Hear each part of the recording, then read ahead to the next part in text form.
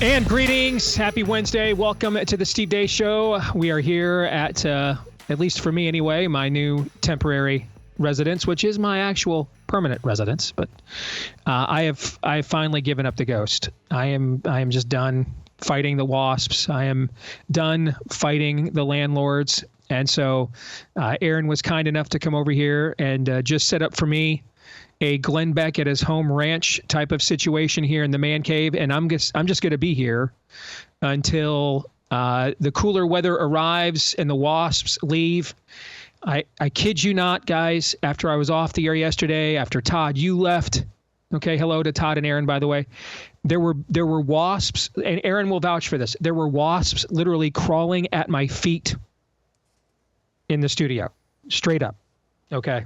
I mean, just an absolutely ridiculous situation. So we made the determination until fall fully arrives, I'm going to do the show from home so that this just isn't a distraction anymore. And this is the last time we're going to talk about it. We're going to move on. The weather get cooler. They'll go away. We're going to move to a new permanent residence here in the next several months as well. So hopefully, I think everything looks and sounds great, guys. How does it look and sound back there to you guys in that studio? The Blaze probably feels guilty about spending so much money building for us now. It can't tell the difference. Let's roll. Yeah, the audio fidelity on Skype is not what I'd like it to be, but the video looks pretty good.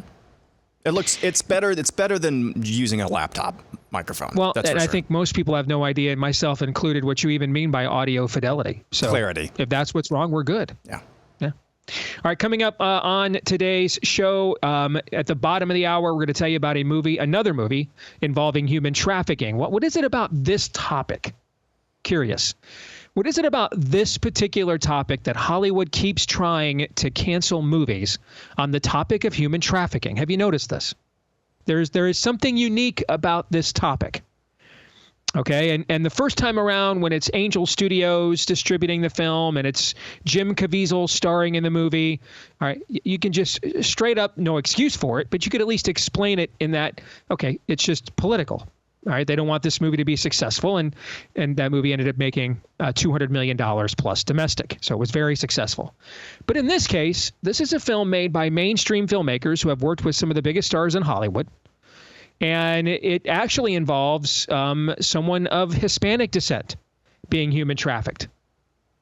I mean, this doesn't, just on the face of it, I've not had a chance to see this movie yet myself, but just what I know about it, I have absolutely no idea why it is in the crosshairs of Hollywood, unless the topic of human trafficking in and of itself is a no-go zone in Hollywood, and what would be the benign and innocent reasons for that? So we will talk to one of the filmmakers here at the bottom of the hour. No Daniel Horowitz this week. He is traveling, so you get an entire congruent hour of buy, sell, or hold. We'll get to as many of those next hour as we possibly can. And then what remains, we will do in the overtime today for Blaze TV subscribers. So with that in mind, without further ado, let us begin as we always do. Let's pray it's going to work today. Here's Aaron's rundown of what happened while we were away. What happened while we were away, brought to you by the Nashville trainee terrorist. More of Audrey Hale's manifesto or journal was published by the Tennessee Star yesterday. They are the unhinged writings of a little antichrist, totally and sadly given completely and wholly over to the demonic ideology of transgenderism. Hale also confirmed in various entries in those journals she'd been considering attacking the Covenant School for some time. Of course, she ended up doing so, killing 6 individuals, 6 Christians, 3 of whom were children. In one segment of the document, she seemingly lamented biblical teaching that all children are made in the image of God, writing, quote, "If God won't give me a boy body in heaven, then Jesus is an F word that rhymes with maggot."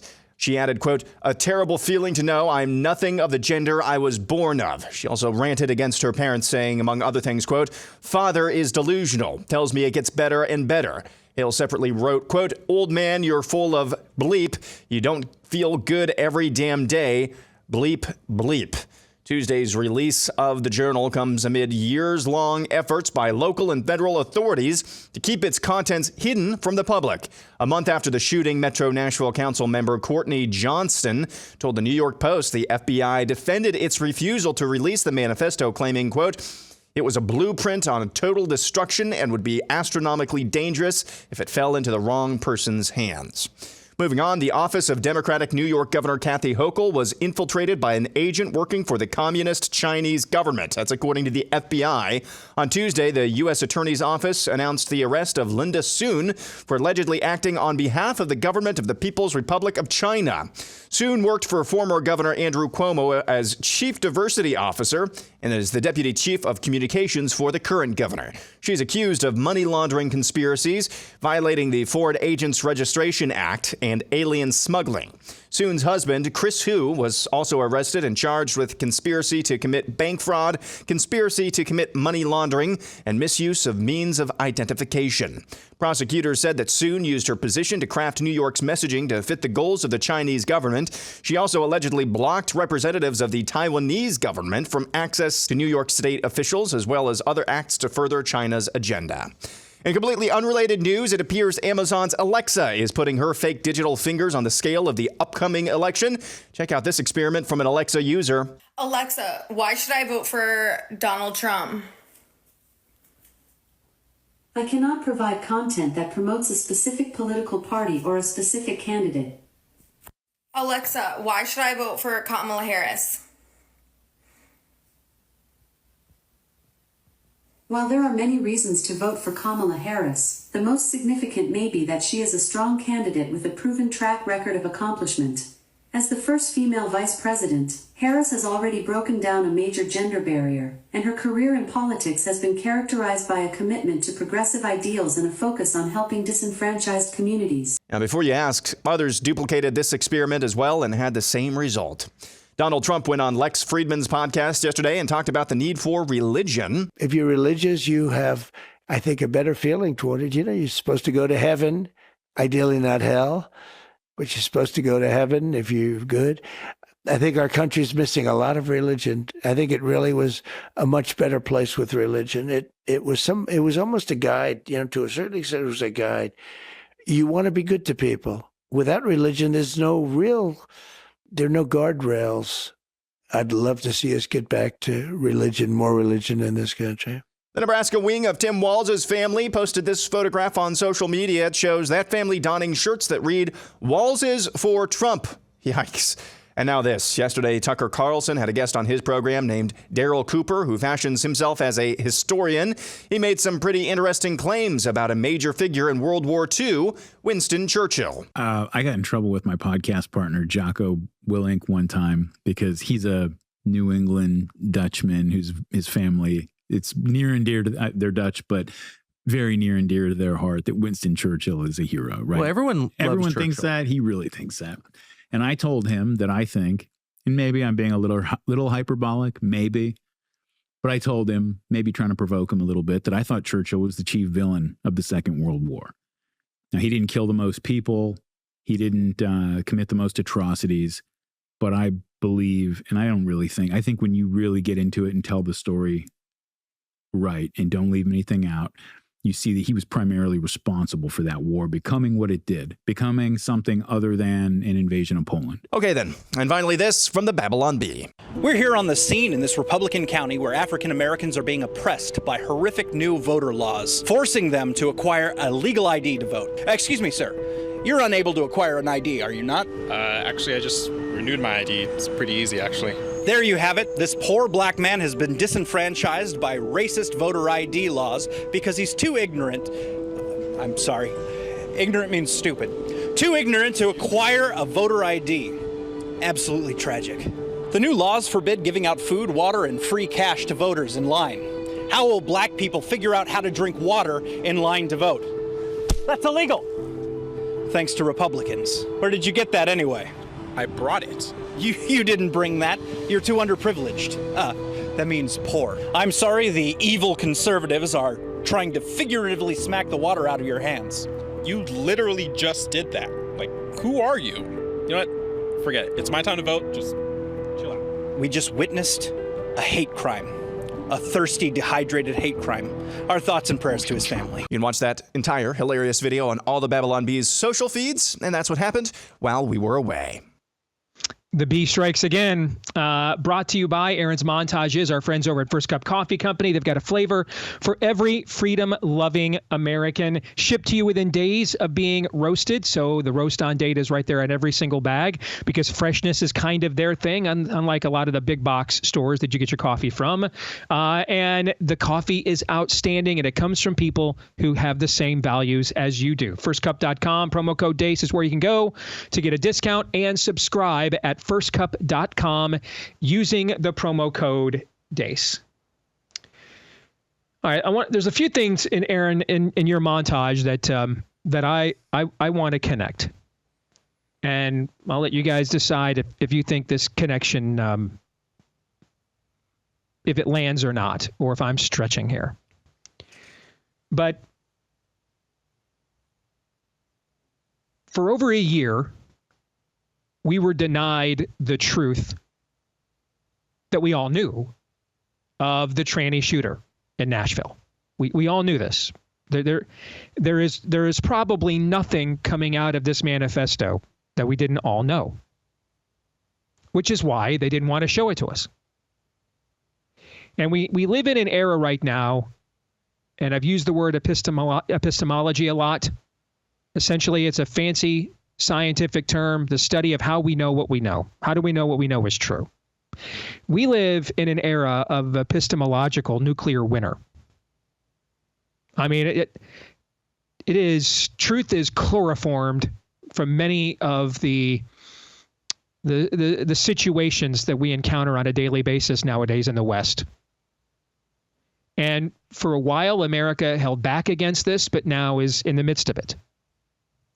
And so we have a situation where it was very clear a disturbed, at the very least mentally ill, if not demonically possessed and or oppressed young woman, to the point of wanting to mutilate herself, went into a school and took out her rage against God against his children at that school. And we all know this. And they know that we know this. And yet, for over a year, they've tried to keep this manifesto away from us. Why? It was only going to repeat the most obvious of truths. Well, that's why. Because narrative is truth now, and narrative is all.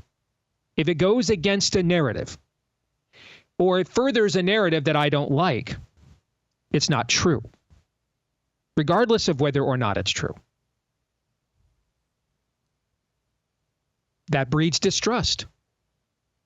Some of you, if you're listening on Blaze Radio, you heard a promo from our colleague Allie Stuckey about her show.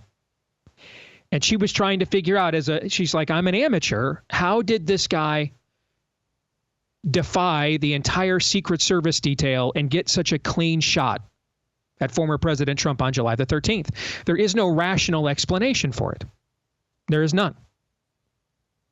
We still don't even know the fullness of his motivations.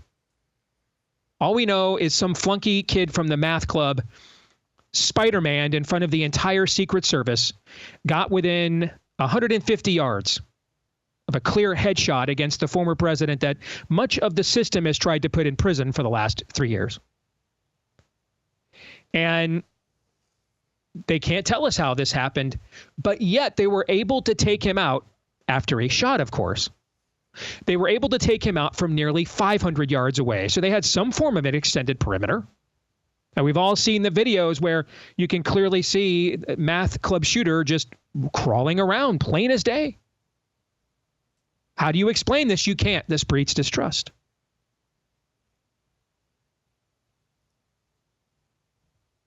There are numerous stories like this we could do. How about the Alexa story?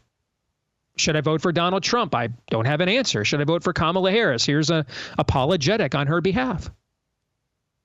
This breeds distrust.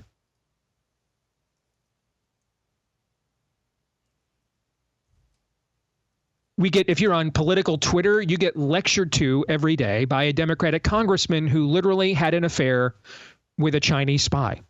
Not a plot line, not an exaggeration, not a right-wing troll. Absolute truth of what occurred. Guys, wasn't her name like Fang Fang or something like that too? Like yeah. Literally right out of the movies. And yet he's on there. He's on X every day. No self-awareness at all, acting as if he is the moral, the moral umpire of America. That breeds distrust. Democratic Governor Kathy Hochul. I mean, the only thing about her having a Chinese operative working for her is just kind of makes the relationship we all know exists official. Breeds distrust. And so we're in a situation right now where things are not objectively true. They're true on the basis of, do they further my narrative? Do they counter my narrative? Do they give me the outcome they want? Do I like the person telling me this, or do I not? And there's always some of that within human nature. We're sinners. We're fallen. It's unavoidable. There's only been one fully objective human being in all of history. We hung him on a cross. So this is linked to the human condition. But in a healthy society and in a free one, you recognize these limitations of human nature, and you try to set up systems and institutions that slow that roll, that provide speed bumps of bureaucracy so that things don't go crazy in an instant. The problem that we have in our time, and what separates this era apart from other generations, is those institutions have now all been weaponized against us. And so we don't have any speed bumps anymore. These institutions are now cannons. They're bombers. They're weapons of mass destruction, and they're pointed at people like us. They are now themselves perpetuators of the narrative. We went through COVID. We watched science be captured. We lived through July 13th, and we watched that the Secret Service had been captured. We watched dozens of leaders sign a letter on the eve of the 2020 election saying Hunter Biden's laptop is a fraud. And so now we know that intelligence has been captured. What do we mean by captured? Captured by whom? Captured by the narrative, by the spirit of the age. These are no longer objective institutions. They are no longer bulwarks there against human nature. They are now instruments of it. And so when you get lied to this many times, the natural human reaction, and overall it is a good one to a point, but the natural human reaction is to go the other way, reflexively. I know I can't trust you, so whatever you say, whatever comes out of your mouth, whatever bears your letterhead, I'm out on that. Now, the problem with this, that's the very populist thing to do. The problem with this is a biblical worldview doesn't provide us this luxury. The biblical worldview does not say, since one group of sinners have so manifested their sin, that makes another group of sinners whose volume of collective societal sin has not yet caught up with theirs. That makes them then, for by extension, good. But the biblical standard says all have fallen short of the glory of God. All have sinned. Jew and Gentile, sinner, saint alike.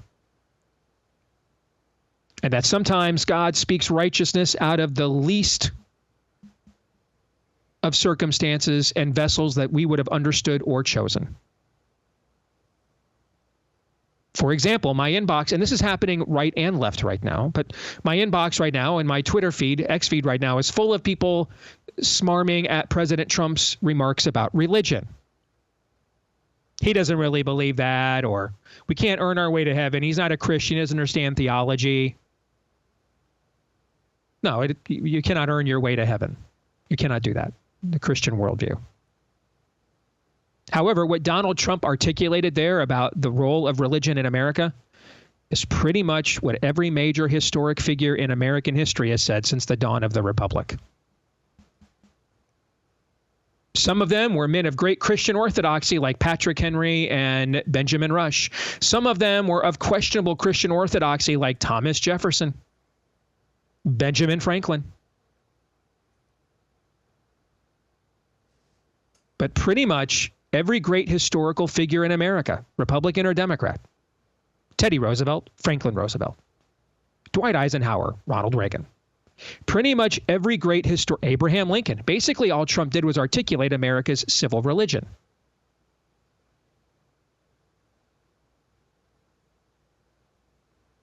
But because you don't like the instrument that it's coming from, you'll nitpick it. Whereas if Abraham Lincoln had said those things, you liked him, so you won't. What we're seeing right now on the right, on one end, there's a form of nihilism occurring in response to what has happened to the institutions. And sometimes they refer to themselves, and some of them are friends of mine, as the dissident right. I've even had some of these people on my show. I think their observations about what is wrong are largely correct. What I don't really know ever is what they want instead. I can't ever figure that out. That's why I keep trying to tune in to find out, and I don't really know. And then ultimately, what I also don't know is if once I even find out what they want, is this even achievable east of Eden in recognition of who we are as a species? And a lot of this, frankly, is coming out of a Reformed theology camp. Much of that theology, by the way, I am somewhat at least friendly to. But just as we've talked a lot about, should dispensational eschatology play a role in American foreign policy or not? And I'm fine pushing back on that if I don't agree. But if we're at the point now that some of this reformed dissident theology is actually Hitler, count me out. That's my tap out. I'm out right there. Actually, Churchill's the bad guy. I'm out. I'm out on that. I mean, I'm not going to change my theology for you. I'm still going to do my best at what I think to glean and exegetically, hermeneutically, as soundly as I can in my own fallen, sinful state. Follow the scriptures. But I'm not in that group. I'm not here. I agree that Winston Churchill was a complicated figure. You're talking about a man that had been prime minister in the 1920s of one party and prime minister in the 1940s of another. He'd been exiled on and off. But you know who's not a complicated figure? Hitler. Not a complicated figure. Sat in a prison cell in 1925 writing his own manifesto of global conquest. And little did he know, it wasn't going to be until a decade later, after he orchestrated the Reichstag fire, the takeover of the entire German government. He was just going to be content with all of that after rethinking it over until provoked unfairly by Winston Churchill. Wrong. And what happens when people go with these kinds of alternative theories, there's no way to disprove them. And that's the point. It's a form of Gnosticism. They're special, don't you know? They're smarter than us. They figured it out, and the rest of us just can't.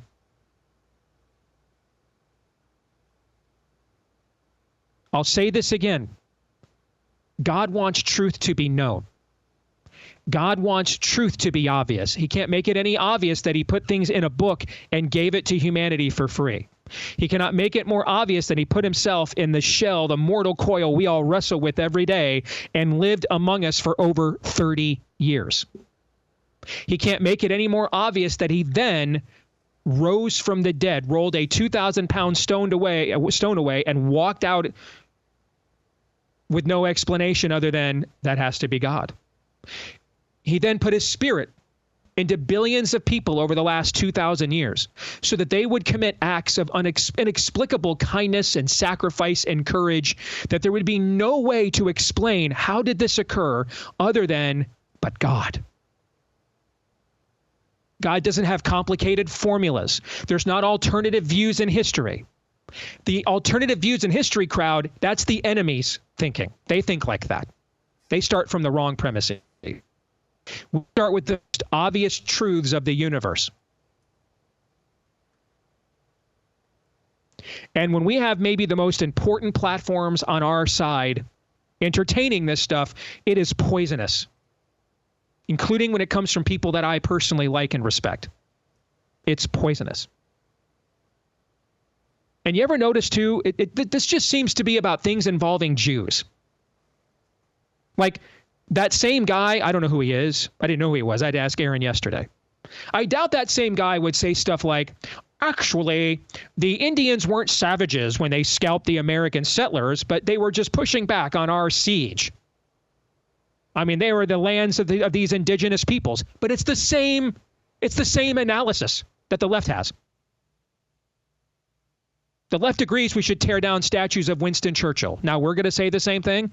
No, we're not. And I don't care what it costs me. I don't care how many friends I lose. I don't care how many of you won't ever listen again. I don't care. Because that movement won't win. I promise you, nihilism from the right will not win the day. It will not. Let the truth have its day.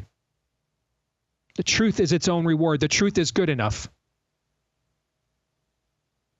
And if you're starting your search for truth with actually Hitler, full stop. Stop, please.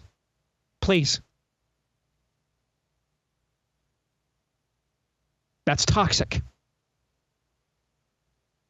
The idea that Hitler was not going to invade if not provoked by Churchill. First of all, Churchill only became Prime Minister of England after Hitler invaded Poland, guys. This is the same stuff like we wrestled with a few weeks ago on the show. Well, if we weren't so closely aligned with the Jews, the Freudian slip, the Islamists would have left us alone, except for the 1700 years that there was no nation of Israel, and anti-Semitism was pretty well mainstreamed within Christianity, and the Muslims didn't leave us alone then either, guys. For the same reasons, guys. Back away from these ditches. I urge my colleagues and friends, please. These are black holes. Nothing good will come of this. Nothing. Let me stop there, Todd and Aaron, so you have time to respond, because I could say a lot more about this, but in general, I think a lot of this is reflexive against how often we are systemically lied to now. And so anything these institutions say, even if it's truths we knew before these institutions went corrupted, is now we reflexively are beginning to automatically say that's a lie, even when it's obviously not. History is not always as cut and dried, as simple as maybe the narrative that we're taught in grade school. And that's okay to explore. It's okay to ask questions.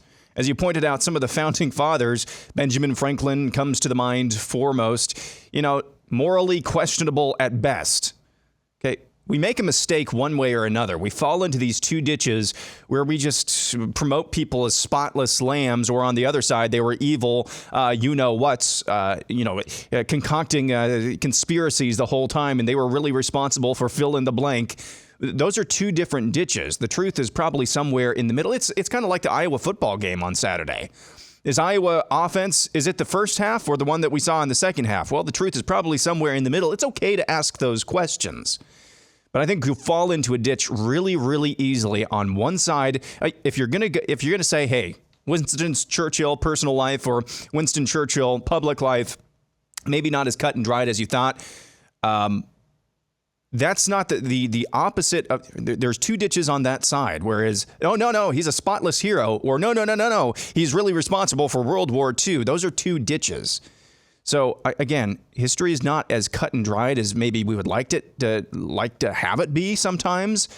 But man, I just see this falling into one of two ditches all over the place. You pick any issue.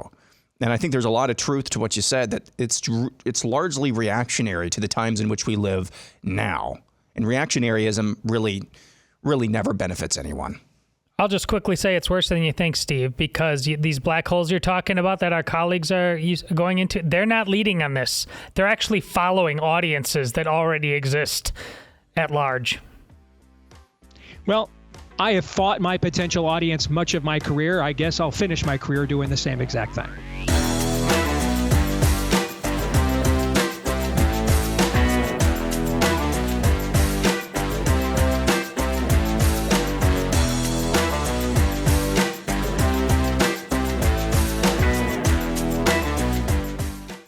So this can be a tricky time of year when you're talking about trying to get a good night's sleep with temperature regulating. It's that time of year as we're transitioning out of summer and into the fall. It can be 50 degrees overnight with the windows open and it's perfect. And then it's 90 the next day and you get the windows closed and the central air back on, right? That's where you want to check out our friends over at Miracle Made. You guys know how much I love these Miracle Made sheets. We brought them on board last year and we put them to the test, man. We had one of the hottest Julys on record here in the Midwest. And Miracle Made was great to keep me cool down all night long. Last summer was the first time ever living in this house. We didn't have to augment the central air with the ceiling fan in our bedroom. I was plenty cool every single night with these sheets. But then we got to January and we had one of the coldest Januaries we've ever had here in the Midwest as well. Miracle Made held up too. So I absolutely adore Miracle Made sheets. I would highly recommend that you use them with their silver infused fabrics in store that are inspired by NASA. That's the secret sauce there with temperature regulation. Also, as an added benefit, kills a lot of the bacteria that lingers on your store-bought sheets as well. So upgrade your sleep right now with Miracle Made. Go to trymiracle.com/Deace and use the code Deace to claim your free 3-piece towel set and save over 40% off. Can't beat that. All right. You'll get great sheets and they'll throw in a free 3-piece towel set and save you 40% off when you go to trymiracle.com/Deace to treat yourself. That's trymiracle.com/Deace. Mohit Ramchandani is here with us. He is one of the filmmakers behind this new movie called City of Dreams. We want to welcome him here to The Blaze. And I was mentioning, Mohit, to you guys' film and what is it about the issue of human trafficking, as we welcome you to The Blaze, brother? What is it about the issue of human trafficking that Hollywood seems to want to cancel these films? We went through this a year ago with Sound of Freedom, and at least then you could understand it a little bit. I mean, you don't excuse it, but, made by a conservative, or distributed by a conservative company like Angel, starring a very outspoken conservative named Jim Caviezel. At least that sort of fits into the culture war, battle, the fault lines. But I mean, you've worked with Tim Roth, you've worked with Luke Wilson, you've worked with Anne Hathaway, you've worked with Paul Rudd. These are household names to much of America, including this audience. So there shouldn't be any of the traditional political fault lines here, and yet they're trying to cancel your film City of Dreams as well. Why? It's really difficult for me to say because I went into it thinking this is such a bipartisan issue where how could we in any way say anything but child slavery or modern day slavery is bad. I think the word child trafficking, I'm doing a little research right now and I'm seeing that during the whole Sound of Freedom release, there was a lot of conspiracy theories. There was this QAnon stuff. And it seems like what I'm seeing is that the word child trafficking has been linked to all these other things, and it's part of a bucket, and that bucket means Republican or conservative or whatever it is, and so the mainstream media walks away from it. I think in our case, it's really interesting. One of the first people who saw the movie and joined as an executive producer was one of my heroes, Tony Robbins, and I feel like his involvement, and then of course Vivek Ramaswamy came on board. And he's a very controversial figure in Hollywood and in the liberal media. I think that didn't help with the mainstream media wanting to sort of ignore us, to say, and also to play on wherever they thought our weaknesses was. Like, in a couple of the reviews, it's been really interesting to me how they've gone after the identity politics, the fact that I'm not a Latino. I'm actually born in India and I'm an immigrant myself, and my father worked in a sweatshop. So I thought that would be enough, but I've been told it's not. And then the other thing being the people that we're associated with. And, in the Ebert review, what was really interesting was the reviewer went after the fact that our website wasn't geared enough towards trafficking organizations and all this kind of stuff. And I'm looking at that going, hey, I'm a filmmaker. I just wanted to tell a story. I just wanted to tell a story about a boy who, lost his voice and eventually ends up getting it back and fights for the freedom of others. So I'm a little disappointed that it's going into that sphere. But at the end of the day, I'm really proud of the movie. I'm proud of the fact that we have a 90% audience rating score on Rotten Tomatoes. We have an A cinema score. I'm sure you're aware, Donald Trump Jr., tweeted about the film yesterday, and we've had a lot of supporters. I mean, for a little film like this, Sylvester Stallone, Martin Sheen, Mira Sorvino, I mean, they've all come out publicly in support of the movie. So it is very surprising, and it's still early days. So it's a little bit of we're trying to find where we are right now in the water. Run us through, Mo. Run us through what's the elevator pitch plot of the film without spoiling anything. Sure. It's about a young boy from Mexico whose dreams of becoming a soccer star are shattered when he's sold to a sweatshop in downtown Los Angeles. That's the, log line, we call it. So, again, this would seem to just be apolitical, right? Absolutely. Absolutely. And it's really interesting, too, because I focused on the journey of this kid. And it's interesting. I know how much conflict there is around the issue of the border. So what I did in my film is I actually, normally when you see people crossing the border illegally, they do it by, jumping the fence and the coyotes. I didn't do any of that. I just have him cross the border with a fake passport, and I don't even show it. I go to black and I come out. And I did that on purpose because I said this movie isn't about the border. It's about this kid's journey, So I also noticed that not having any of the politics in the movie and not doing the film like a docudrama has also cost me, I feel. And I stand by my decision to make like a genre movie. Like it's more of a thriller than it is a docudrama. And I think in Hollywood, we're used to Moonlight, Spotlight, like these kind of movies that shine a light on an important issue. They're usually shot and they're usually executed like a docudrama. And I didn't want to do that because I grew up, in Hong Kong and in the UK, and I didn't watch independent films. I watched Jurassic Park and Back to the Future and, sort of very commercial movies. And I wanted to give it that feel so that it would translate to a larger audience and it wouldn't just preach to the converted, because I do feel that docudramas preach to the converted. I'm fascinated. You said Martin Sheen was one of those who came out in support of your film, right? Just a few minutes ago. Yeah. I'm fascinated because for people that don't know, I'm guessing a lot of this audience does, but if you're a millennial or Gen Z, that might not be a name that rings a bell to you. Maybe Charlie Sheen still does, his son. But I mean, Martin Sheen is a longtime outspoken Hollywood liberal. Absolutely. And what I find fascinating, though, is he's from a different era. There's some interesting conversations happening on the left right now where you have longtime old school liberals like Bill Maher and RFK Jr. and others coming forward and saying, you guys have just literally gone insane. I mean, I was a man of the left because I thought the right was who wanted to censor everybody. Now you guys are doing all the canceling. What is going on here? I almost kind of wonder maybe if Martin Sheen is seeing this similarly. We're like, wait a minute, this is a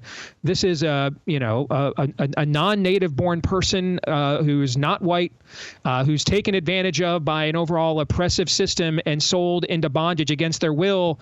This is like every trope I tried to make into a movie in the 70s and 80s. Okay, why is this now being canceled? You see where I'm going with this, right? Yeah, absolutely. I mean, look, he came to a screening. He was very passionate about the movie. We met. He made a video promoting the film, and it's part of our ambassador trailer. I mean, we have an ambassador trailer with Tony Robbins and Stallone and Martin Sheen and Mira Sorvino and Catherine Winnick and Frank Grillo and, all working actors today in Hollywood. I mean, so it is interesting. And even Vivek, I want to say that he's such, having gotten to know him, he's such a good guy. And I'm not a Republican. I've been a liberal my whole life. I think I'm more independent now because I'm trying to figure out what's going on. But Vivek was like, it doesn't matter if you're on the left. It doesn't matter if you're on the right. It doesn't matter if you're black. It doesn't matter if you're white.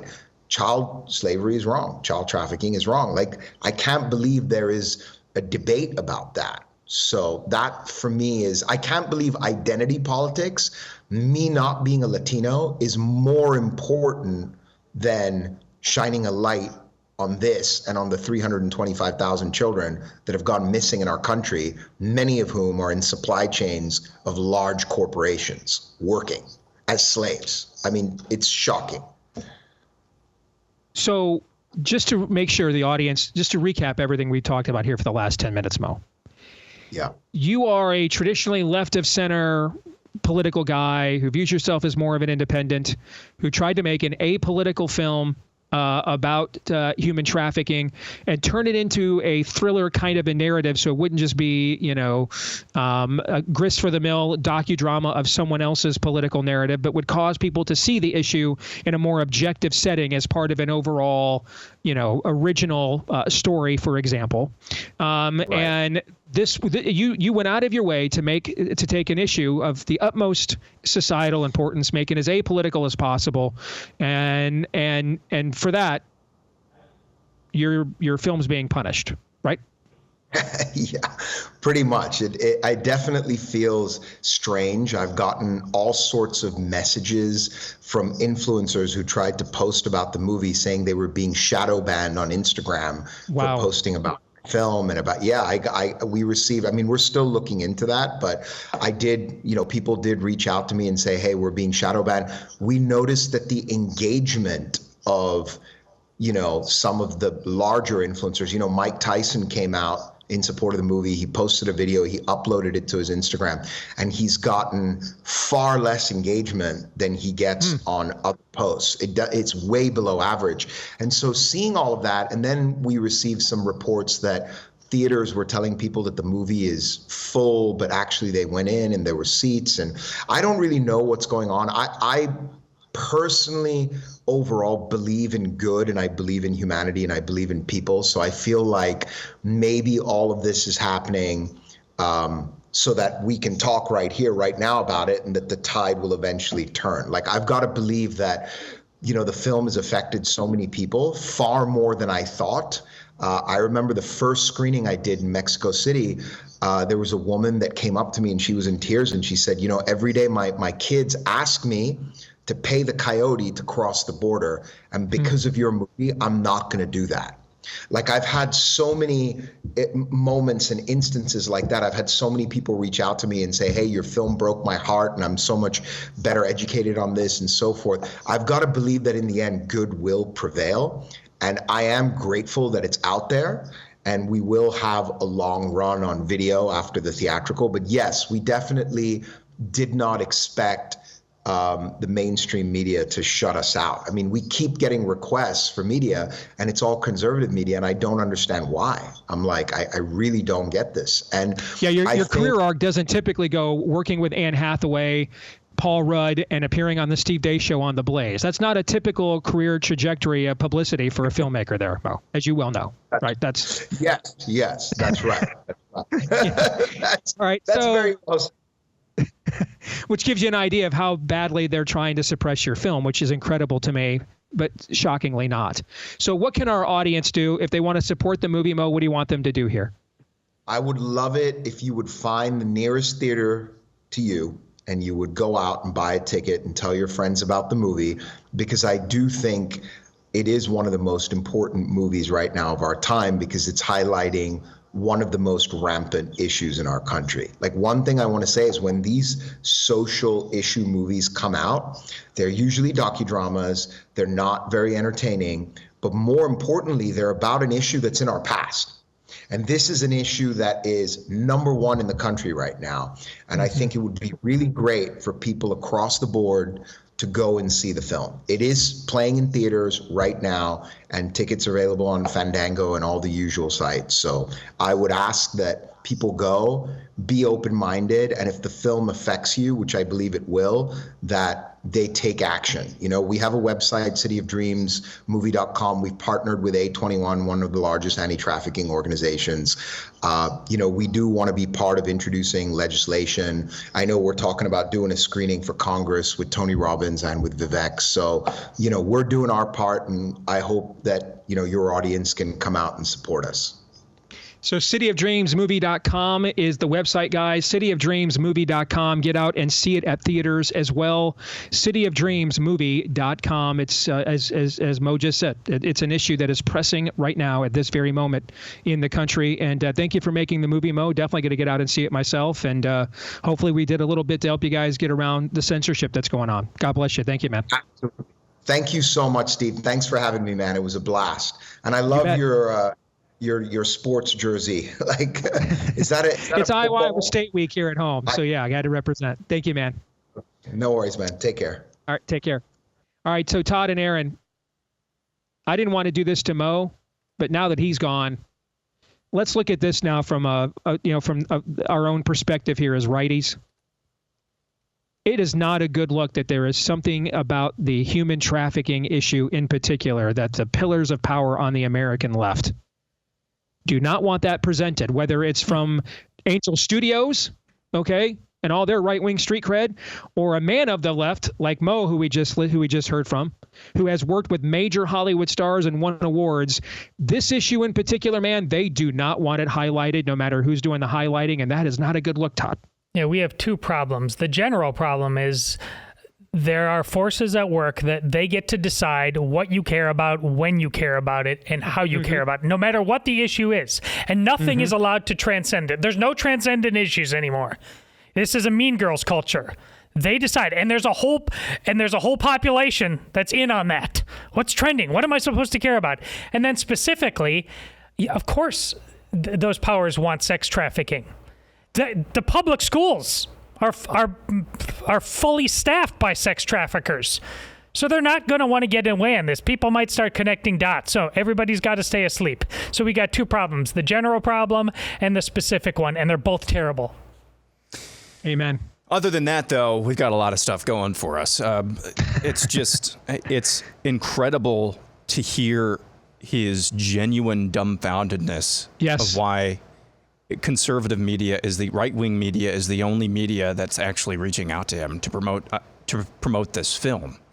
It's hearing that is kind of like a smack in the face. Like, yeah, you can talk about wink and nod. Hollywood doesn't want to do films about human trafficking, and then when you hear somebody like Mo come on here and say, "I don't understand why this is not getting any traction amongst Hollywood," it is like a slap in the face. There is something there. And it's not benign or innocent. It's not. Hour 2 is next. Let's play some buy, sell, or hold, and it'll be your turn. You'll take over the show when we return.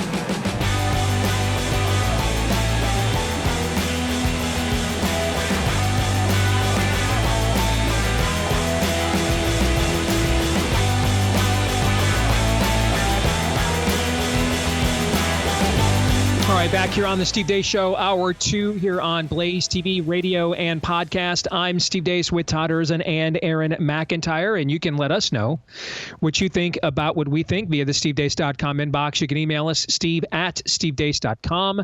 That's DEACE. Like us on Facebook, MeWe, and Gab. You can follow me at Steve Deace Show on X, Getter, Instagram, and TikTok. And then if you follow the podcast version, please, if you like the show, leave us a 5-star review, and we appreciate all of you who have done that for us.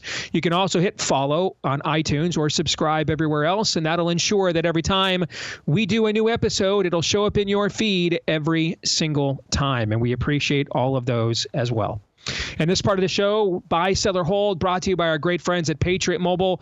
I know we lament all the time, man, we wish we had more of a parallel economy, more opportunities to not have to give business and money to people who hate us. Thankfully, there is one industry where it is fully developed, and that's with our mobile phones. One product we all pretty much need to thrive in modern America. Make the switch today to the outstanding U.S.-based customer service team at Patriot Mobile. They'll give you access to all their major networks nationwide. You can switch at any time. So if you move and one network is stronger than another, you make that switch as a member of Patriot Mobile anytime you want for free. They'll customize it for you. You can switch your phone, upgrade your phone, switch your number, keep your number. However you want to roll, they will make it roll for you. And if you make the switch today, you get a free month of service when you use my name, Steve, as your offer code at patriotmobile.com/Steve. A free month of service to you at patriotmobile.com/Steve. Again, head over to patriotmobile.com/Steve. That's the exact mobile phone service I use. We're a Patriot Mobile household here in the Days Homestead. patriotmobile.com/Steve. Let's get to it. It is time to buy, sell, or hold. You guys have the submissions. We have not seen them, the we being Todd and I. We will respond to the ones Aaron has selected from all of you in real time. We're going to see them all for the first time right now. Each time that we do, we will either buy it, we will either sell it, or we will make a punk move and we will hold. However, if you hold for any reason whatsoever, and I mean any reason, there is no justifiable reason not to take a position. If you hold, all right, what could be degrading that we haven't made you do yet? What could be degrading we haven't made you do yet? Should we do a Todd-specific one? You have to hold a lightsaber while watching 12 hours of college football straight. How about you got to hold Lindsey Graham's lightsaber? No lightsabers of any kind. Yes, I think the silence was all the affirmation I needed. That was the right decision. Thank you, Aaron, for being my muse. Let us begin.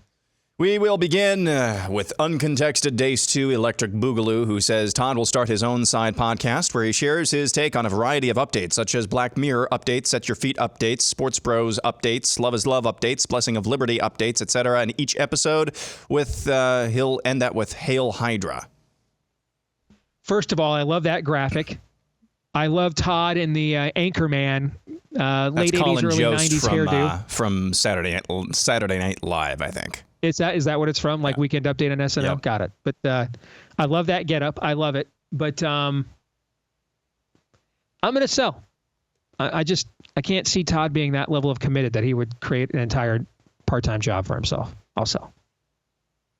Well, I'm open to all offers that, expand the coattails. This is, it's not just going to be like me out there riffing, but hey, if we want to put some dollar signs on this thing, talk to me. That's what I'm saying. I mean, Todd's not doing a vanity project. Not doing that. Right. And so unless somebody makes that offer, I just can't see him taking on that extra work for the cause. Can't see it. Next, we go to Jeffrey Preston Bezos Stan account, who says, at this point, everyone right, left, up, down, diagonal is just waiting to see what happens in November. Nobody really knows what's going to happen then or afterwards. I as of today, I buy this. Now, what could change that is next week's debate, if it happens. I think, Aaron, you have talked me into the position that they're trying to get out of it on the Democratic side if they can. I'm not confident they'll be able to without really looking bad, but I'd say 80% odds it happens. So if this debate happens and she goes in there and shines, I think that will have a dramatic impact. She goes in there and face plants and reminds everybody she's a moronic nitwit. I think that could have a dramatic impact as well. We talked on yesterday's show about how for the first time ever, Trump is actually polling ahead of the Republican Party. And you can just see with the amount of ad investment and air war investment in many of these Senate races. I think it was Nevada, Arizona, Wisconsin, and Michigan. The Republican Party has essentially just given up on those Senate races. And that means Trump has to overcome the spending that'll be against him from the Senate candidates too. But I could, Aaron, you and I were also talking about this after the show yesterday. I could spin that the other way and say that the kind of candidate that Trump is, mercurial, craven, actually not having a party that he has to remain in tight alignment with, but can just operate completely as a free agent and, box and weave, Muhammad Ali style, rope-a-dope this thing. He's in, he's out, he's moving around. Doesn't have to worry about, well, if I go too far one way, is this group of Republicans that want to win their seats, are they going to undercut me if I go too far that way? Will this group of Republicans do it? I mean, the Republican Party is, a big tarp of barely affiliated belief systems united just by a disgust for Democrats, right? And so in some respects, I could make the case that would make him a better candidate, to be untethered from that, to be free to just YOLO, wing it, and not care about, unintended consequences. That tends to be when he's at his best as a political figure. And so the fact the Republican Party is behind him, and I don't mean loyal as he would like, but behind him in terms of positioning in this election, may give him more freedom to say and do the things that might be necessary to win. But again, I don't know that. I think a lot of this is going to be determined how much certainty we have by that debate next week and how Kamala Harris performs. But as of right now, between now and that debate, I do agree with this, and I'll buy every syllable. I get it, but I'll sell. There's just a lot of Trump voters who don't think that way. And I've talked to some of them. They think, that he's gonna come on. He's got to win. The other side is so dumb. It's so lame. They just aren't understanding the terra firma yet. So I've got to sell. And it was like 3 weeks ago I predicted regarding the debate when Josh Hammer was on. Maybe it was even longer still that she wouldn't debate, and she also wouldn't have any non-scripted interviews, and that remains true so far. I mean, that thing with Tim Walz and Bash, that's definitely scripted. So I still don't think that debate's going to happen. All right, next we go to China Compass, who says buy, sell, hold, as in New York, China has multiple government employees on the take in every blue state government and most red states. Buy. I think this is absolutely true. I mean, I might go so far as to just say every single state. I will buy. Next, we go to Luke Taylor, Fox News. Hold on, Aaron, Todd, you got an answer on that one? I said buy, yeah. Oh, did you? My bad. Okay, I missed it. All right, sorry, Aaron. Fox News will be the last mainstream media outlet to call Arizona this November. I could totally see that. That is a very snotty post, and I'm digging that. So just in terms of the amount of snottiness there, I'm just going to buy that on the merits of that alone. It's snotty, but I'll sell. The Fox is going to double down, and I mean, they hold you in contempt just as much as the left wing news outlets is. So they're going to do it again. And in many respects, why wouldn't they? Yeah. I mean, they get to put their thumb on the scale of primaries, and they get to fire their most marketable talent that was the most closely aligned with their own viewing base. In the end, they are invulnerable. I mean, they pay no price whatsoever. So I don't know why they wouldn't do what Todd said, now that I think about it. But I'm still going to vote. I'm still going to buy just because I like how snotty the proposition was. Next up, we go to John Baxter, who says, in hindsight, it was a tactical mistake for Trump to agree with the early debate with Biden. It gave the Democrats plenty of time before September to insert Kamala and create a long runway for her makeover and agitprop. If he doesn't do the debate, the Democrats have no cause to kick him to the curb because there is no public evidence. I'm going to completely sell on this. I think sometimes, guys, the other team is good. I think sometimes, the other teams, their guys are on scholarship too. I think sometimes, those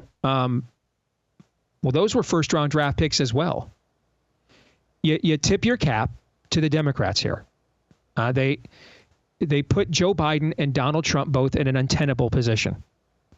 If Donald Trump does not debate Joe Biden there, the entire Democrat machine, Joe Biden goes into the closet. They don't risk a transition. They put him in the basement. They don't have to risk retconning Kamala Harris. And they just spend the next 6 months brutally mocking Trump for being a wimp. And that is, I think, toxic to Trump's own brand. He had to accept the debate. There was no other out. Now, you could argue that effectively that's how it turned out. But that only reinforces my premise that sometimes the other teams got good players too. Sometimes the other teams got good coaches too. Sometimes you just got. Sometimes you just got beat. And Donald Trump was not in a position where he could risk the fallout of not taking advantage of maybe his one and only opportunity to Joe Biden, or to debate Joe Biden. He could not guarantee for sure that if Biden failed, he would be replaced. I mean, listen, I said it 5 minutes after the debate on The Blaze that night, but I also didn't think it was going to take him nearly a month to get rid of him either. I mean, I thought it was going to happen pretty soon. Man, that old fart held on a lot longer than even they thought. They had to pull out all the guns, including a statement they released on a Sunday that he probably didn't even write. Okay, announcing he was dropping out. So if you're Trump, this is certain.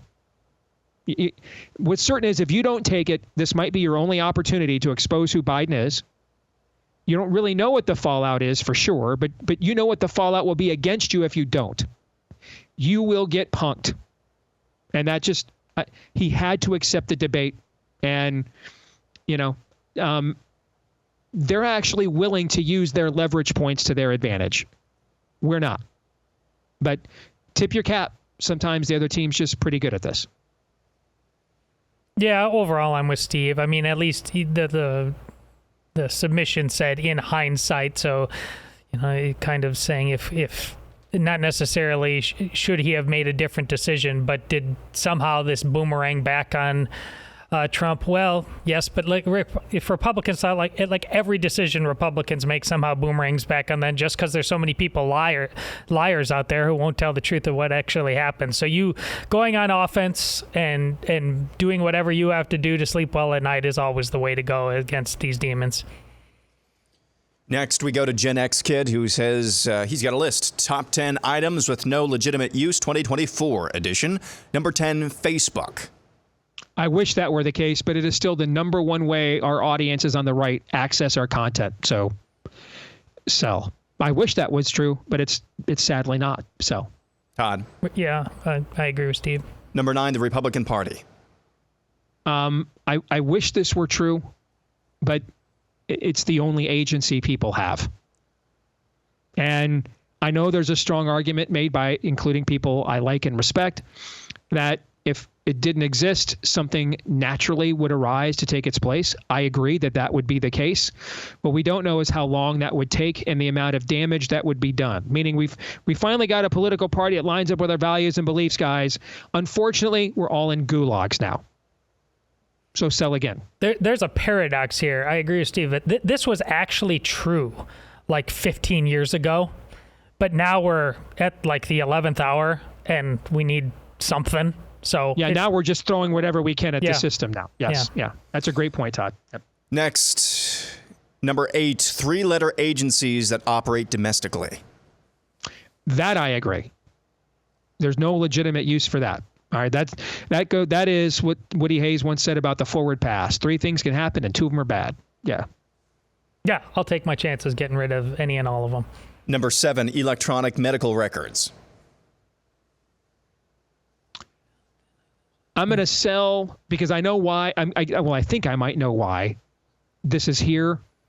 But you're also in a situation nowadays where there are so many waits for specialists and everything else. If you have urgent care or a serious situation,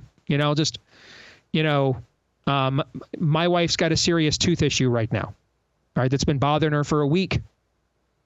She finally got in to see the dentist, she then had to get referred to a specialist to see if she needs a root canal, who then just told her this morning it'll be 8 more days until they can figure out whether she needs one or not. So she's going to have to just live with this pain. At this point, I understand the dangers of these, but anything that streamlines the process at this point in time, I think if we got rid of electronic medical records, it would actually hurt us more than the system because it would just reduce us to carrier pigeon status. And we're already cogs in the machine as it is. So I'll sell. But I think streamlining the system is what this the cautionary tale this guy is talking about. So, and it's basically digital ID. And if that's what's behind all this, I'm surmising, I'm guessing, then I'd have to agree, because it's basically they're trying to make this our entire identity and whether we're allowed to be free or engage in commerce. Number 6 on the top 10 items with no legitimate use 2024 edition, lobbyists. I'll sell. Again, I think it depends on what you're lobbying for. Yeah, I'll sell. This is a moral and religious people and no other. Or, yeah. Number 5, legacy media. Yeah, that's true. Yeah, absolutely 100% true. buy that. No legitimate use whatsoever. None. Number 4, federal funding of schools and universities. I'll buy that too. 100%. Yes. Yep. Number 3, whole cloth vaccines. Yes. I'm probably going to buy that as well, just on the basis of, I don't know, I've mentioned this before, but the last interview that Daniel and I did for Rise of the Fourth Reich, and we got off the phone, and we always did a debrief after every interview. Where do we want to take this? What do we think? What stood out to us, et cetera. And we're doing that for I think it was the last interview we did. And it was actually Vera Sharav, the concentration camp survivor, was our last interview. And she's the last one in the book too. And Daniel just said these words to me and just, cut me deep, Shrek. He said, this isn't the first time they've done stuff like this, right? And I just think you have to reassess your position on this, given the way they behaved at a moment when we needed the system they told us that they were and promised us we had. We needed it more than we've ever needed it before, and it not only failed us, but made everything worse. So I just think you have to take this position and reassess whole cloth your view of the situation and start all over again. So for that reason, I will buy. That's right. You know what I think. Number 2, the NFL kickoff. Top 10 items with no legitimate use. Let's see how this plays out. I'm very, very dubious, this new kickoff thing. Okay. And it just strikes me as progressivism, a solution in search of a problem. Okay. Well, maybe we can bring the kickoff back, but have it not be, because it was an exciting play people loved, but have it not be as dangerous, because it is true. But 70% more injuries occur on kickoffs and punts than any other play in football, at the collegiate and pro level. And it's the typical, I think anyway, it'll turn out to be the typical progressive idea that you can sanitize everything. It's just not about the equality of opportunity, but outcome in and of itself as well. And utopias always end up creating dystopias. So I suspect that's going to be the case. But for now, I'll sell just because we haven't even seen a game yet. Let's let it play out. But I think we're probably going to think that by the end of the season. I hate to break it to you guys, but all of football has no legitimate purpose. We're starting both seasons in a foreign country. Name, image, and likeness, transfer portals, ruining everything. Guys, come on. Yeah, you're gonna masturbate over the kickoff. This is the thing. None of it makes sense. Our fear, Todd, is that we won't be able to. None of it won't makes get us going anymore sense. the way it used to. That it won't. Aaron, your thoughts? And the number one thing, Gen X Kid says, top 10 items with no legitimate use 2024 edition. Number 1, wasps. I am sure that the Lord created them for a reason. They are some form of necessary predator slash vital instrument of the ecosystem. But in the context of being in my office and in my studio that I pay for, they have absolutely no use whatsoever. So in that context, I will buy. Yeah, nature's resilient, man. It just like it's a plucky little thing we got going on here on this mortal coil. All right, moving on, we go to Aaron Reale, who says, if you believe Winston Churchill is the real villain of World War II, you might be an intellectual redneck. Going back to that clip, Aaron, that you played, and first of all, I'm buying this, but I think of some of the dumbest things I've ever heard in my entire career. George W. Bush, we have to suspend free market principles to save the free market, always sticks out to me. Always sticks out to me. Among the dumbest things I've ever heard in my career. Somebody said something like a year ago, guys. Didn't I say, what was it that rivaled that? Do you guys remember what it was? I don't. But I thought it was on that list with that statement. Do you guys remember what I'm talking about? No. Profoundly just stupid on its face. Okay. Let me put the clip that you played in your montage somewhere in the vicinity. We're at least calling a fair catch, to use another NFL special teams term. We're at least, in that zone. Winston Churchill didn't kill the most people or commit the most atrocities, but he's the real baddie of World War II, is absolutely one of the dumbest things I have ever heard in my career on its face. I mean, just sheer stupidity. I mean, I don't know what other standard we come from and come to the idea of who the villain is other than who killed the most people and committed the most atrocities. Is there another standard for villain than that? Do we have another standard? When we're comparing which one of these is the hero, which one is the villain? Who committed the most atrocities? Typically, guys, is the differentiator in determining who the good guy was and who the bad guy was. Can I get an amen on that? Absolutely one of the stupidest things I've ever heard in my career. I see people panning, and of course, I know what they mean. Just asking questions. It's okay to ask questions about history, and it is okay. Is your wife a whore? Just asking questions. Yeah, but if it leads you to, well, maybe Adolf. No, I'm just never going to go there. I'm just never going to do that. I don't understand that. That's an indication. If you're leading to, well, Adolf Hitler is more complicated, you're doing some form of eisegesis with your historical analysis, Correct. Putting in there what you want to hear. Is your dead mother or grandmother turning tricks in hell? I don't know. I'm just asking questions. We're just asking questions. That's all we're doing. Just asking. Well, here's why this is happening, and it's the only way it's going to stop. If we don't address what I'm going to talk about, it's going to get worse. And I think, Steve, you kind of at least inferred this in your introduction. The thing that serves no purpose that we talked about, whatever it was, the mainstream media, that needs to be brought down. It needs to be destroyed because there's a whole section of it's not a press anymore. It is pure propaganda. And the reaction, this is it. And for people, there's a gatekeeper, and then there's the decisions made. And Steve and I have had this argument off air about exactly what Tucker is doing. And I think Tucker has just got no gatekeeper. I don't care how weird it is. I'm going to ask about it because I so hate that. And it's going to lead to a lot of bad places on the other side, too. That's why, let's see what Andrew Tate is talking about. That's weird. Well, this is yin and yang stuff.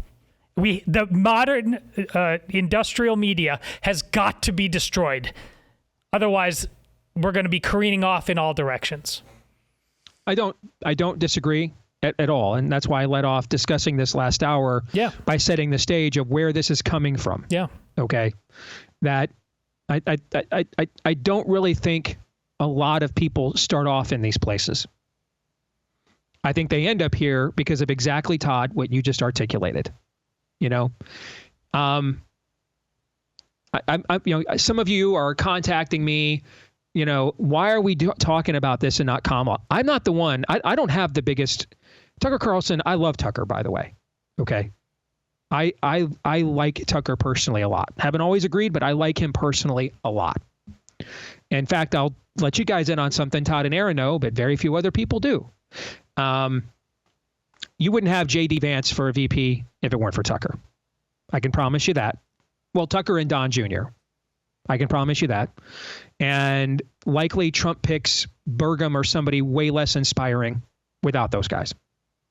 And I mean, I talked to Tucker during the convention, thanked him for the influence he wielded to get somebody like J.D. Vance in there who could actually potentially carry the baton forward. And I didn't even know how he was going to perform as a candidate yet. And I think we all agree J.D. Vance has been spectacular by and large since he was put on the ticket. Is that kind of a position all three of us have to some varying degree? Sure. Yeah. Okay.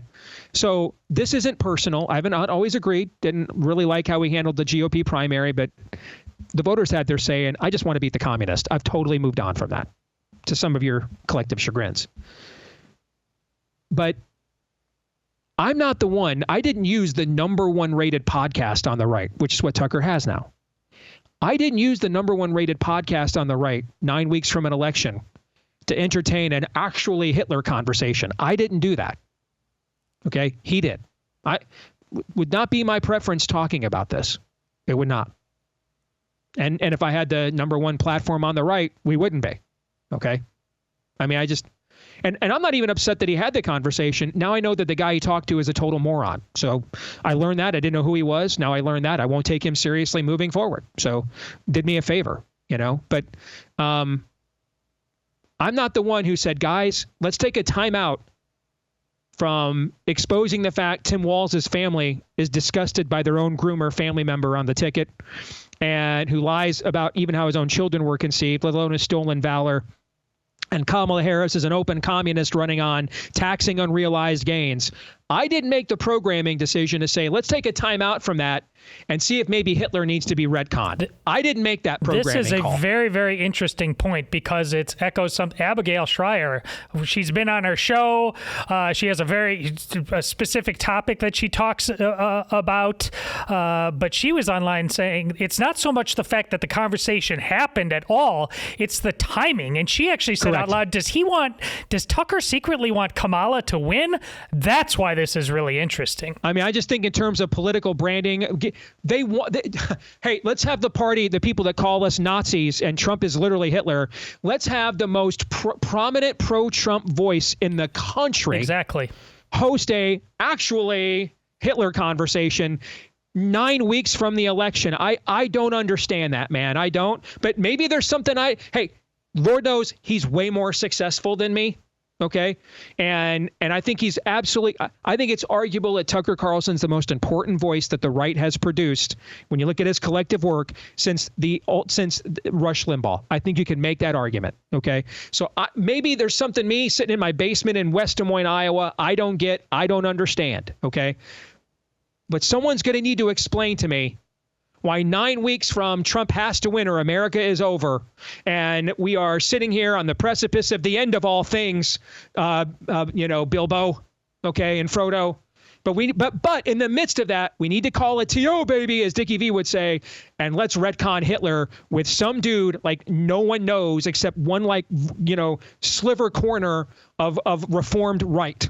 I have no idea why, but I'm not making those decisions, and people that are way more successful than me are making them, so they must know what they're doing, and I must be the moron. It's entirely possible. All right, moving on, we go to John Bellick, hardshell taco detonator, who says, when the Fed comes storming at the door with a break and a bust or a serve warrant, the normies will finally get it. Sell. Well, I'll buy that. They will not come to the normies. The normies normies will join with them against us. It's going to take at least that. More in a moment.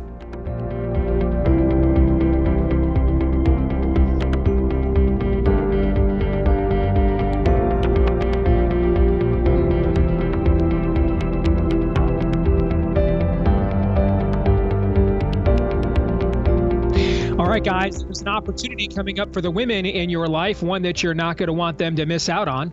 It's coming up on September the 28th there in Dallas, Texas. It's called the Share the Arrows event. It's a day dedicated to equipping women with the clarity and courage to navigate today's world with both conviction and grace. Also a chance for women to come together and fellowship with other women who are ready to stand firm in truth and fellowship. It's going to be led by our very own Allie Beth Stuckey, as well as incredible speakers like Rosario Butterfield. And if you have not heard her story before, in fact, it's an oversight on my part that she's never been on our show because her story is incredible. All right. Just one of the many speakers there, live music there as well. I think I remember how to pronounce this, from Francesca Battistelli.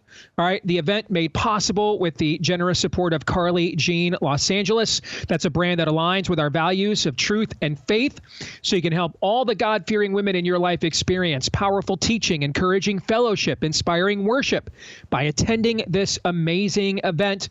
Go to sharethearrows.com today, and you can select one of their numerous packages there. That's Share the Arrows, plural, sharethearrows.com today, sharethearrows.com. I thought there was one more thing I wanted to say about this last proposition. Aaron, what was the last proposition? Can you put it back up there again? I have to advance through all the slides because I literally just advanced. Okay. Then it's not that important. We'll just continue on. I was sure there was something else I wanted to say, but then I forgot. All right. John Belak. When the feds come storming at their door with a break and bust or serve warrant, the normies will finally get it. Yeah. Here's the thing. This is why I'm concerned about the amount of time we have left. All right. History shows there is a limited window to reach various people that we are now describing as normies. And that if you do not reach them in that window, what happens is you lose them. And then you go from normies to collaborators, to informants. And it's your normie family members and in-laws who are now on the sidewalk, leading them to your house, tisking, I wish it didn't have to turn out like this, as they're leading you away for wrongthink. We have a limited window right now to reach normies. If we do not take advantage of this window, we will lose them, and they will become simps. You don't stay normie forever. All right? This idea of neutrality is not true. And both the dark and the light want a choice to be made. What will happen is the dark will lull us into sleeping and complacency that we don't have to choose. And really that's just the darkness buying itself some time until it has advantage, or it perceives to. It has hegemony, or it perceives itself to. And then what you're going to see real quick is that Thanos snap happens, and the darkness is the one now compelling choices everywhere you go. That's what's happening in our culture right now. The 90s and the 2000s, we were lulled into this idea we were going to live in this neutral zone forever. No, we weren't. The darkness was just biding time until it had institutional advantage. It now believes that it does.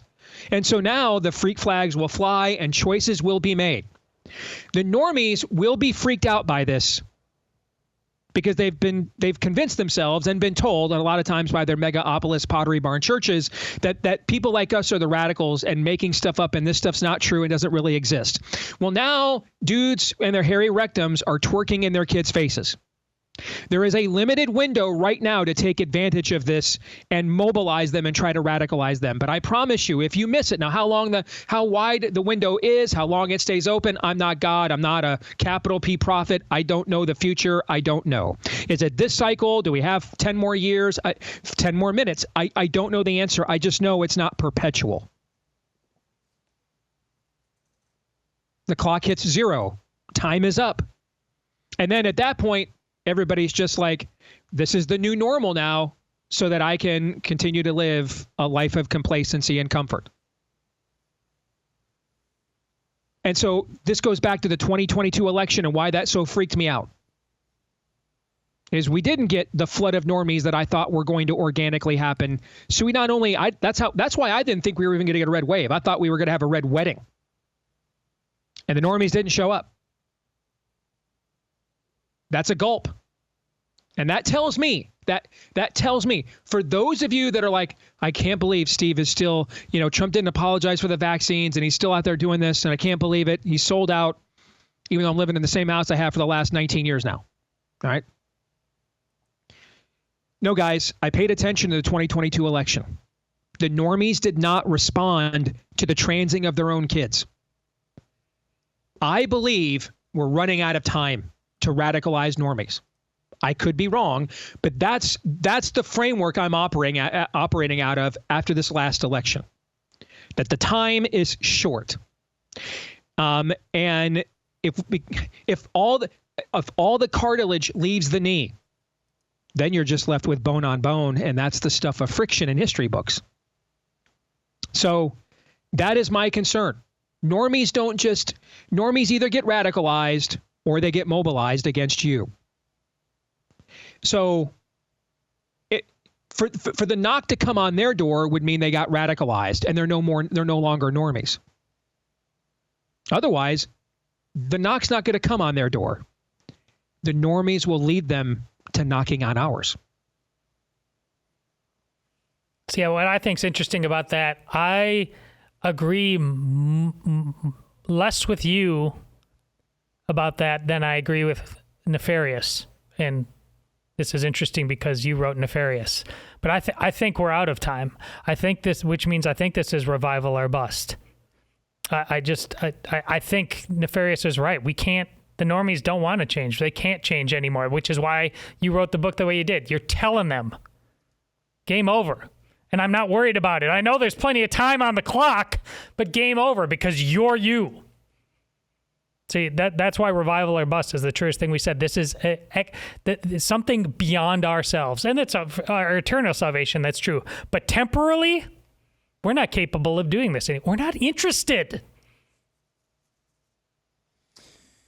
What did you see? That's a great point, Todd. What did you see? But back to just to give you an example, because it ties into what we were talking about elsewhere today, too. What did you see in Germany in the 1930s? While Hitler was being provoked to seek world dominion by Winston Churchill, who was in political exile, apparently, and still had all this power. What were you seeing? What did the normies do in Germany? Ignored it. Then when it got to the point they could no longer ignore, but they had to make a choice, did they get radicalized or mobilized? The latter. There is a limited window. And Todd may be right. And we will maybe learn that on November the 5th. I hope not. But the window to radicalize the normies does not stay open forever. That I know. I don't know for sure if it's already closed, but I just know that it doesn't stay open forever. All right. Along those lines, Sean Luloff says Harris will beat Trump without needing the margin of stealing or cheating. I think she's going to win, but I think it's going to be within the margin.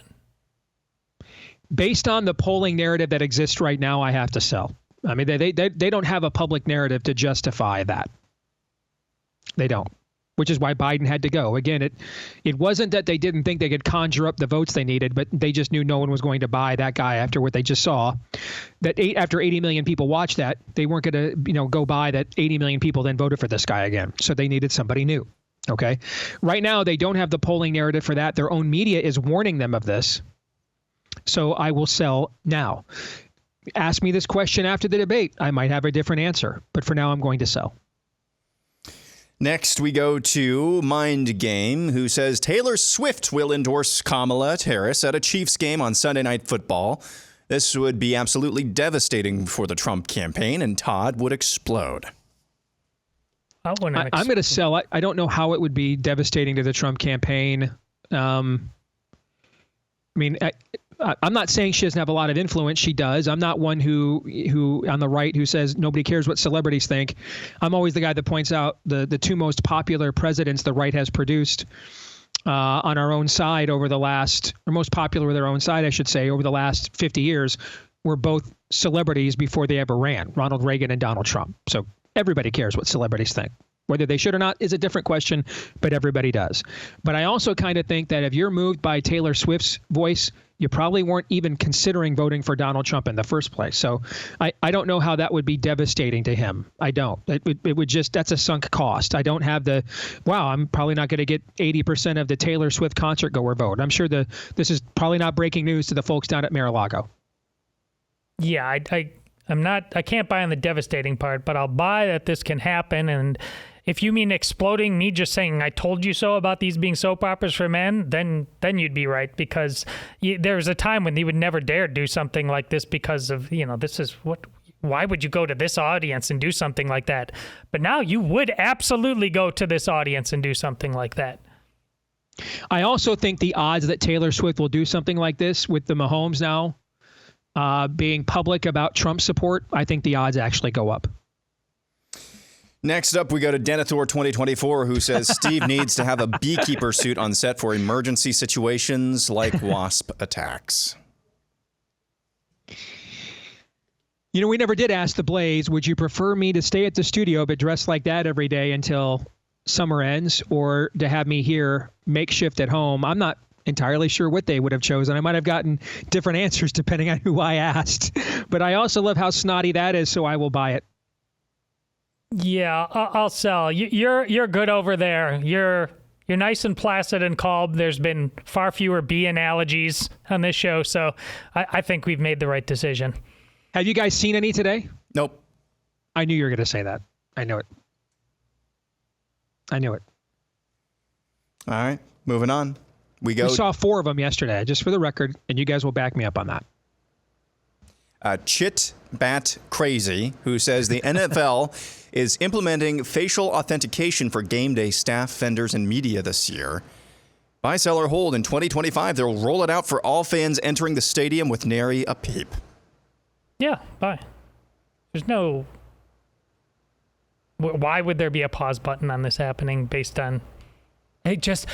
As long as they get their football.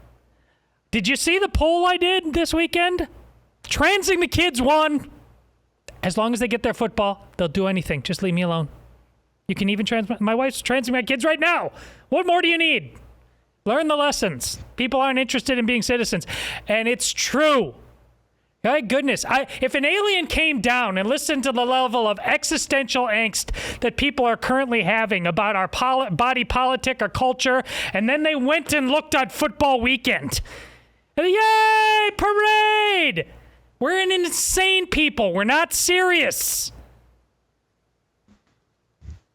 I don't even want to try to step to that. I'm just going to buy because now I'm afraid. Next, James says Donald Trump's inauguration speech from Rikers Island would be the most watched TV program in the history of modern television.